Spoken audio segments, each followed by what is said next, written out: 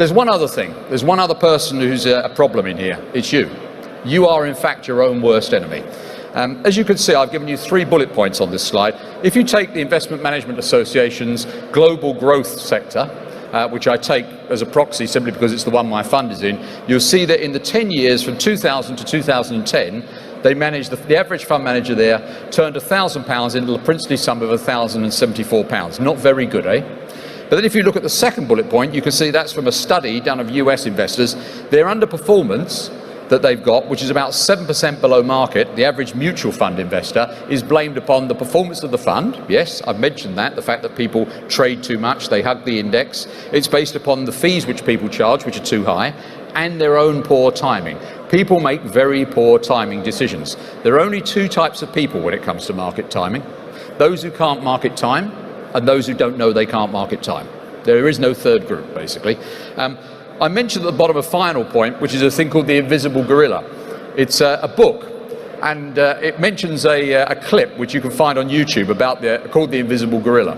And if you have a moment, look at it. It involves a competition in which you look at a video of a group of people, half of whom have got black t-shirts and half of whom have got white t-shirts, and they pass a basketball between each other. And your prize in the competition is won if you can count the number of passes between the white t-shirts. That's all you have to do. And so they pass the ball very quickly, and you concentrate on the screen to get your cash prize. Whilst you're watching it, a woman in a gorilla suit walks across the middle of the clip doing that. And then you've watched the clip and people ask you, how many passes between the white t-shirts? And you give your answer. And of course, if you've been very careful, you win the prize. Then somebody will say, what did you think about the gorilla? Half of you, if you were watching that clip, would not see the gorilla. You would say, what gorilla? A significant percentage of the half of you wouldn't see the gorilla would claim that the clip had been doctored and that there was no gorilla in the original clip. Because you're focusing so much on watching those passes, you don't see the obvious. The book, The Invisible Gorilla, which takes that clip as the basis of its title, has a number of case studies in there, but one of them is a computer simulation of investment. And it's a computer simulation which simulates 30 years of investment, a typical investment career. And it asks you to make a selection between 2 portfolios, the snappily named Portfolio A and Portfolio B. You are told nothing at the outset about those 2 portfolios. What you don't know, because you're not told it, is that Portfolio A is an equity portfolio. It has very high returns, but is very volatile. It goes up and down quite a lot over time. Portfolio B is a bond portfolio. It has very low returns, but it's not very volatile. It doesn't vary very much. But you don't know that at the outset.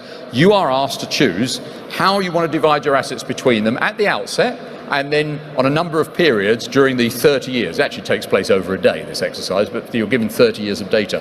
And all you'll get each time is the performance data that's occurred so far in the exercise, and you make a decision. Now, having read up on Harry Markowitz and understanding portfolio diversification, sensibly what most of you would do is put your assets into those 2 portfolios 50-50, because you know absolutely nothing about them.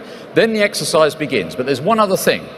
The group is divided into 2. The people on that side of the room are given data every 5 years during the computer exercise. So it's a 30-year simulation. At year 5 in the computer run, they get the 2 portfolios performance, and they're given the opportunity to change their weighting from 50-50. And at year 10, and at year 15, and at year 20, and at year 25. That's it. The people on that side of the room are given data every month on these 2 portfolios, and if they wish, they can deal. And so they get at month 1, 2, 3. So they get. Over here, you can make 5 decisions during the period if you wish. You get 5 data points. Over here, you can make 359 decisions. Every time this simulation is run, the people over here, who can decide every month what to do, make about half the return of the people over here, who make a decision every 5 years. In investment, more is less. The more you look at the detail, the more you're likely to get this wrong sometimes, in terms of what happens every month with every squiggle. The people who only look at this every 5 years can see that although the equity portfolio is volatile, it's a wavy line that over time outperforms the bond portfolio. So they're very sensible. They start to concentrate their investment through their decisions on the high return portfolio. The people over here who get monthly data, sooner or later get a really shocking month for the equity portfolio, and so they bail out at a low price. Then it goes back up, and so they get back in at a high price. price. Then it goes back down again at some point and they bail out at a low price. By the time you've been whipsawed like that 2 or 3 times, most people don't have the emotional strength to stay with the high return portfolio. So the last thing to say about how to perform badly is you are your own worst enemy. It's not the fund manager necessarily that's your own worst enemy, it's you. You can see that if you look at this. This is basically fund flows, and you can see quite clearly a correlation between the blue bars, which are the net fund flows for a period, and the level of the market, which is the total return line, which is the black wavy line. Quite clearly, people put more and more money in the more the market goes up, and they take more and more money out the more the market goes down. This is precisely the opposite of the way to invest.